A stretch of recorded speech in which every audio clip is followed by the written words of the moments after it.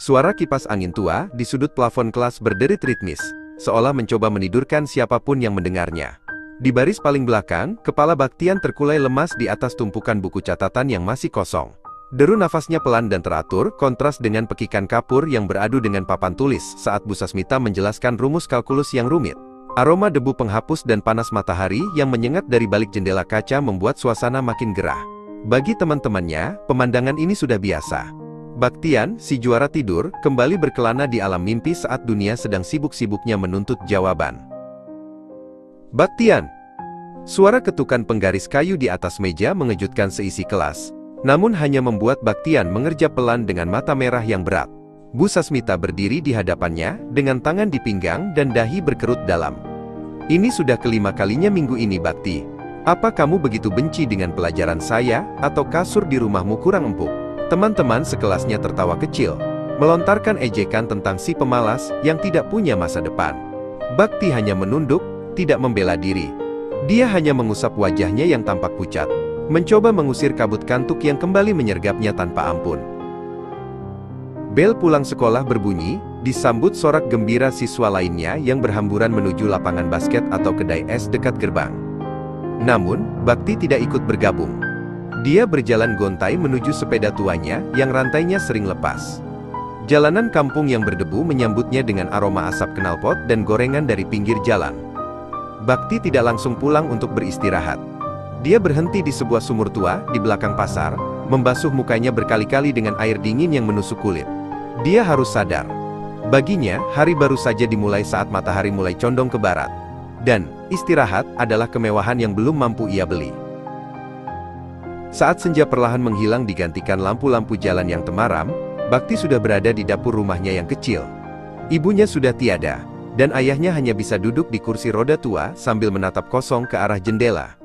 Bakti dengan cekatan memotong sayuran, menyiapkan bumbu, dan menanak nasi dalam jumlah besar. Bukan untuk makan malam mereka sendiri, melainkan untuk dibungkus menjadi nasi uduk yang akan ia jual.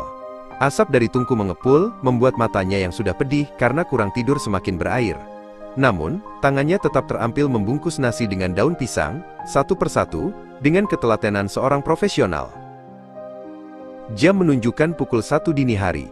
Ketika seluruh kota sedang terlelap dalam selimut yang hangat, Bakti sudah mengayuh sepedanya menuju pasar induk. Di boncengan sepedanya, 2 keranjang besar berisi nasi uduk dan gorengan bergoyang mengikuti irama kayuhannya.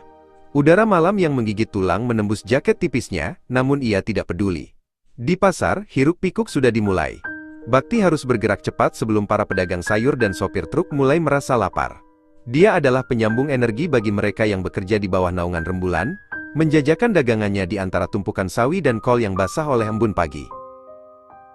Nasi 1 Bakti, tambah bakwan 2, seru Pak Teguh, seorang kuli panggul senior yang tubuhnya legam oleh keringat. Bakti tersenyum tipis, dengan sigap melayani setiap pesanan.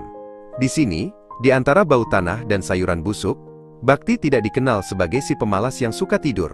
Dia dikenal sebagai pemuda tangguh yang tak pernah mengeluh. Pak Teguh sering menepuk bahunya, memberikan semangat yang tidak pernah ia dapatkan di sekolah. Bakti bekerja tanpa henti hingga fajar menyingsing, memindahkan karung-karung berat milik pedagang lain demi upah tambahan beberapa ribu rupiah untuk biaya berobat ayahnya.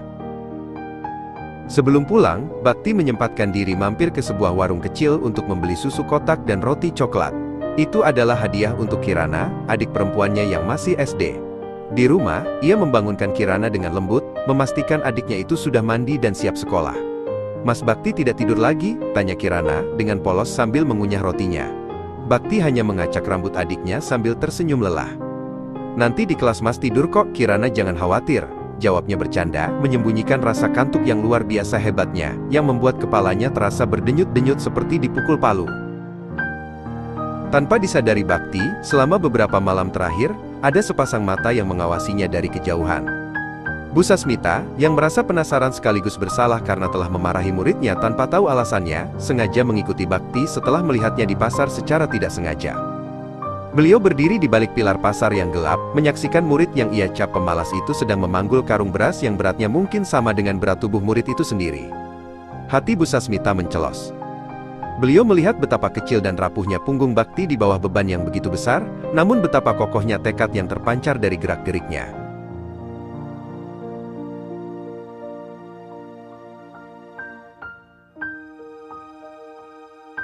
Pagi itu di sekolah, Baktian kembali tertidur di kelas. Kepalanya jatuh ke meja saat pelajaran Bu Sasmita baru dimulai 10 menit. Namun, kali ini tidak ada ketukan penggaris yang keras. Tidak ada sindiran yang menyakitkan. Bu Sasmita berjalan perlahan menuju meja Bakti, lalu dengan lembut menyampirkan jaketnya sendiri ke bahu muridnya itu, agar tidak kedinginan oleh hembusan kipas angin. Beliau kemudian meletakkan sebuah buku catatan kecil di samping kepala Bakti, berisi ringkasan materi pelajaran yang sudah beliau buatkan secara khusus. "Tidurlah sebentar, Nak.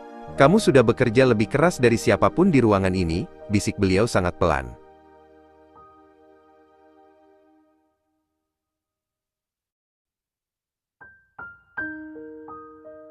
Bertahun-tahun kemudian, pada hari kelulusan, Baktian berdiri di panggung dengan toga yang membanggakan. Dia bukan lagi siswa yang selalu tidur, melainkan lulusan terbaik yang mendapatkan beasiswa penuh ke universitas. Di baris depan, Bu Sasmita tersenyum bangga dengan air mata di sudut matanya.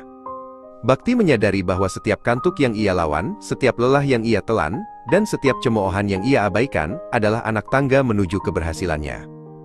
Pelajaran hidup yang paling berharga, bukan ia dapatkan dari rumus di papan tulis, melainkan dari dinginnya malam di pasar, dan hangatnya pengertian seorang guru, yang mau melihat melampaui apa yang tampak di mata.